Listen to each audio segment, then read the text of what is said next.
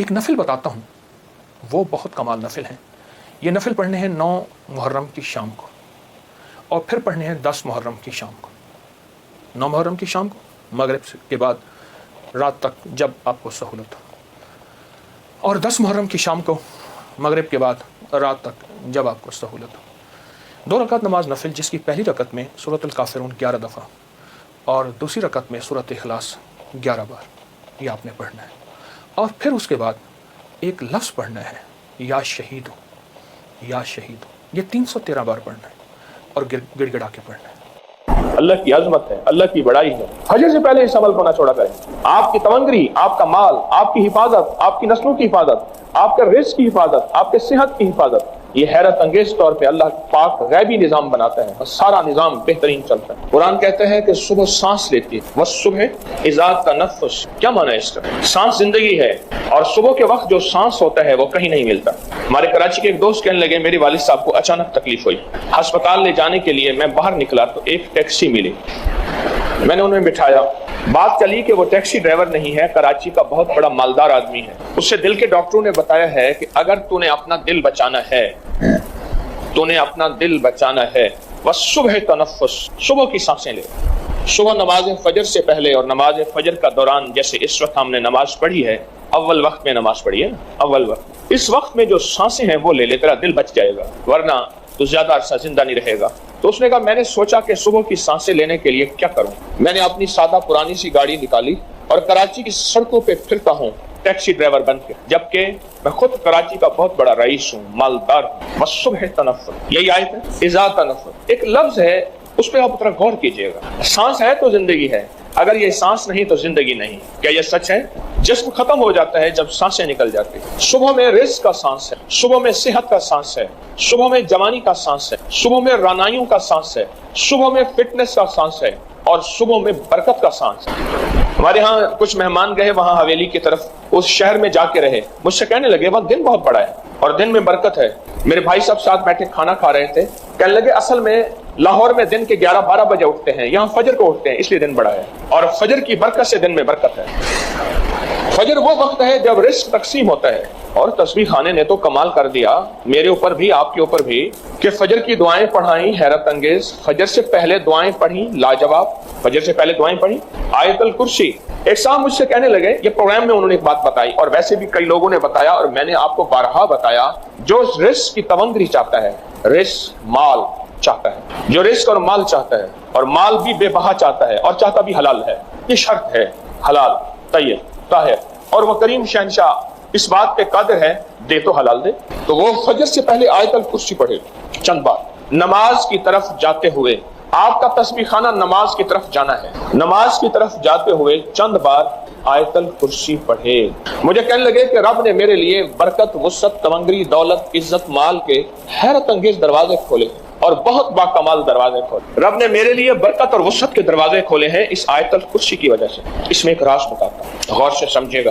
رات بھی آپ مجھے کہہ رہے تھے کہ ہمیں راز بتایا کریں، میں نے کہا جب سوتے ہو مجھے دکھ ہوتا ہے، پھر بات مختصر کر کے چلا جاتا ہوں۔ رات کو آفات اور بلائیں اترتی ہیں، غور سے نکتہ سنیے گا، آیت الکرسی کا راز سنیے گا۔ کوئی بھی عمل کر رہے ہیں، بیکار نہیں کر رہے آپ۔ افاسبتم انما خلقناکم عبثا، تم سمجھتے ہو کہ ہم نے تمہیں بیکار پیدا کر دیا؟ رات کو رحمتیں اترتی ہیں، آفات اترتی ہیں، آفات کا کچھ حصہ فجر تک رہتا ہے، رحمتوں کا حصہ فجر تک رہتا ہے۔ اگر وہ رحمتوں کا حصہ ہم لینا چاہتے ہیں، آفات، بلیات جو رزق کو کھا جائیں، جو صحت کو کھا جائیں، جو تمنگری کو کھا جائیں، جو راحت کو کھا جائیں، جو نسلوں کو کھوکھلا کر دیں، جو گھروں میں چین سکون ختم کر دیں، جو ہماری زندگی میں روگ بھر دیں، جو ہمیں اپنے فن اور سبجیکٹ سے دور کر کے فقیر، غریب، منگتا، بھکاری کر دیں، وہ آفات، وہ بلیات، وہ آفات، وہ بلیات، جب بندہ چند بار آیت الکرسی پڑھتا ہے، اللہ پاک جل شانہ اس سے حفاظت فرماتے ہیں، اور رحمتوں کا وہ حصہ جو بچ جاتا ہے اس کی شان کریمی سے اتنا زیادہ آتا ہے، وہ سارا حصہ اسے عطا کر دیتا ہے۔ اس لیے بندے کہتے ہیں کہ فجر سے پہلے ہم آیت الکرسی جب پڑھتے ہیں، مسجد کی طرف جاتے ہوئے ہم تمنگر ہو جاتے ہیں، ہم مالدار ہو جاتے ہیں، ہم سخی بن جاتے ہیں، ہمارے لیے رزق، وسعت کے دروازے کھل جاتے ہیں، برکت اور عافیت کے دروازے کھل جاتے ہیں۔ اس لیے کہتے ہیں صبح ایک سانس لیتی ہے، اور سانس زندگی ہے، सांस के बगैर जिंदगी नहीं। वो सांस रिस्क है, सेहत का है, बरकत का है, रहमत का है, राहत का है, आफियत का है। और उसमें आप आयतल कुर्सी पढ़ लेते हैं, और आयतल कुर्सी पढ़ने से वो तूफान, वो बलाएं, वो आफात, वो बलियात, वो परेशानियां, वो मसाइल, वो मुश्किलात अल्लाह के नाम की बरकत से टल जाती हैं। एक हिसार, एक हिफाजत, एक कड़ा और एक ताकत का निजाम आपके इर्द गिर्द आ जाता है। ये आयतल कुर्सी का राज है। फिर अगली बात, आयतल कुर्सी इसमें आजम है। आयतल कुर्सी इसमें आजम है। जो भी इसमें आजम नमाज फजर सुन्नतों और फर्जों के दरमियान पढ़ा जाए, आयतल कुर्सी के अमल में यह बात शामिल है कि सुनते घर में पढ़ें, ये अमल में हिस्सा है। आप चूंकि तस्बीह खाने में हैं, आपके ये दोनों अमल कबूल हैं। सुन्नतें पढ़ के घर में और चलते हुए आप आयतल कुर्सी पढ़ें। सुन्नतों और फर्जों के दरमियान का जो अमल है, कबूलियत का अमल है। उसकी वजह है अमल से पहले दुआ कबूल होती है, अमल के दरमियान दुआ कबूल होती है, अमल के बाद दुआ कबूल होती है। अब दराजात हैं, अमल से पहले दुआ कबूल होती है, अमल के दरमियान दुआ मकबूल होती है, अमल के बाद दुआ महबूब होती है। अमल से पहले दुआ कबूल होती है, अमल के दरमियान दुआ मकबूल होती है, अमल के बाद दुआ महबूब होती है। आप आयतल कुर्सी जब पढ़ रहे हैं, हिफाजत का अनोखा निजाम है, और इसमें आजम की अनोखी तासीर है, और इसमें आजम का अनोखा ताकत का कमाल है। इसमें आजम की ताकत और कमाल की बरकत यह है कि आपकी जिंदगी में तरक्कियां, इज्जतें, शान और शौकतें, सारा दिन की हिफाजत, सारे दिन का रिस्क और सारे दिन की किफायत, हर आफत, हर बला, हर वबा, हर दुश्मन, हर वार और हर हासिद का हसद, हर नजर बद की नजर से अल्लाह पाक इस आयतल कुर्सी की बरकत से महफूज फरमा देते हैं। क्या निजाम है अनोखा, क्या निजाम है अनोखा।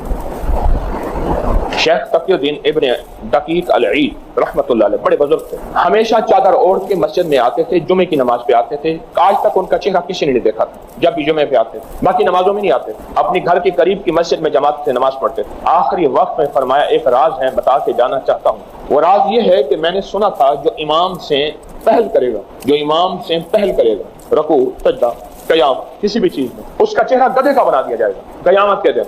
मैंने सोचा मैं पहल करके देखूं तो सही, क्योंकि अल्लाह के करीब था। करीब वालों को पकड़ ज्यादा होती है कि तुम तो राज़ और नियाज़ जानते थे, तुम भी ऐसा करते हो। अल्लाह ने दुनिया में मेरा चेहरा गधे का बना दिया, दुनिया में मेरा चेहरा गधे का बना दिया। सारी उम्र में मुंह ढांक के आता रहा, और मैं मरने लगा हूं, लोगों से कह रहा हूं, ख्याल करना इमाम से पहल न कर। और अल्लाह का वादा सच्चा है, अल्लाह का वादा हक है। मैं उसकी नेमत बढ़ा देता हूं, और मैंने देखा है अल्लाह ने उसकी नेमतों को बढ़ा दिया है। एक दरवेश थे, एक मस्जिद है कुबे वाली, उनमें उनकी कब्र है। कुछ ज्यादा साल नहीं गुजरे, ज्यादा 40-50 साल गुजरे होंगे। वो जब दुनिया से फौत हो गए तो उनकी दिल की धड़कन बहुत तेज थी। दिल जिंदा है, कहीं फौत हो गया। डॉक्टर को बुलाया, उसने कहा जी जिस्म सारा फौत हो गया है। उन्होंने कहा दिल नहीं मरा। मैं उनकी कब्र पे कभी कभार जाया करता हूँ, एक मस्जिद के एक कोने में है। वो दिल जिंदा था, धड़क रहा था। आखिर तय हुआ ये दिल जिंदा ही रहेगा, इस अल्लाह की अमानत को लहद में पहुंचा दो। वो दिल जिंदा क्यों था? उस शख्स के, उस दरवेश के कुछ मामूलात है, मैं बताता हूँ। वो कभी वजू का पानी ज़ाय नहीं करते थे, वजू एहतमाम से करते थे, थोड़े पानी से वजू करते थे, मिसवाक इस्तेमाल करते थे। वो हर वक्त बंदा जिक्र करता था, और कभी सूरत मुल्क ना पढ़ी हो और सोए हो, सूरत मुल्क याद की, फिर याद की, फिर याद की सूरत मुल्क, और कभी और दरूद पाक का एहतमाम करते थे। लेकिन पढ़ते कैसे थे? आज एक दरूद पाक पढ़ने की अदा मुझसे सीख लें और मुझे सिखा दें, हम सब सीखने वाले हैं। रसूलुल्लाह सल्लल्लाहु अलैहि वसल्लम का, मेरे कमली वाले की अदाओं का इस्तेहज़ार करते हुए, मेरे हुजूर की वफाओं का, मेरे हुजूर के एहसानात का, एहसानात सारी कायनात के जितने भी हैं उनके एहसानात हैं। मेरे हुजूर के जो एहसानात हैं उनसे बढ़ के कोई एहसान नहीं। किसी ने इमाम ज़ैद से पूछा, जिनके नाम पे ज़ैदी सादात हैं, वो डूब के कुछ पढ़ रहे थे, बहुत डूबे हुए। किसी ने पूछा कि आका क्या पढ़ रहे थे? फरमाया दरूद पाक पढ़ रहा था। और पूछा कि हजरत ये डूब के क्या? कहा अपने बड़ों के एहसानात का इस्तेहज़ार था कि उन्होंने हम पे एहसान किया। इमाम ज़ैद की अदाएं हैं, इस्तेहज़ार हो सारी कायनात के एहसानात, लेकिन जो एहसान मेरे कमली वाले का है वो किसी का हो नहीं सकता। जो एहसान मेरे आका का है वो किसी का हो नहीं सकता। एहसानात हो। अच्छा, पहले तसव्वुर में आएंगे, पहले जुबान पे, फिर तसव्वुर पे, फिर तवज्जो पे, और फिर एक वक्त ऐसा आएगा, ऐसा महसूस होगा कि मेरा हुजूर है, उनके हाथ मुबारक है, हौज़े कौसर का प्याला है, वो मुझे दे रहे हैं, मैं पी रहा हूं, और उसका जायका मेरी जिंदगी में कभी जाएगा ही नहीं। ऐसा होता है जिनके साथ ये बीती है बात, ऐसा होता है, और 100% होता है, और 100% होता है। ایسا ہوتا ہے مشق کرتے کرتے آپ اس مقام تک پہنچ جائیں گے، مشق کرتے کرتے اس مقام تک پہنچ جائیں گے، خود محسوس ہوگا اور جاگتی آنکھوں سے محسوس ہوگا۔ اور مشق کرنی ہے حضور کے احسانات کو سامنے رکھ کے ایک تصویر درود پاک پڑھ لیا کریں زندگی میں، روز ایک، چاہے زندگی یعنی دن میں کسی وقت بھی صبح شام پڑھ لیں بہتر ہے، ورنہ ایک تصویر ایسی جس میں حضور کے احسانات ہوں کہ یا رسول اللہ آپ کی برکت سے آج میری پیشانی سجدوں میں ہے، یا رسول اللہ آپ کی برکت سے آج میں آپ سے مانگنے والا، آپ کے رب سے مانگنے والا ہوں اور اس کے غیر سے مانگنے والا نہیں ہوں، یا رسول اللہ آپ کی برکت سے میں قرآن کا حامل ہوں، سجدوں کا حامل ہوں، نماز کا حامل ہوں، اور آپ کی برکت سے یہ ملا مجھے نیکیاں، یہ عبادتیں، یہ سعادتیں، یہ راحتیں، یہ رحمتیں، یہ برکتیں، یہ خیریں ملی۔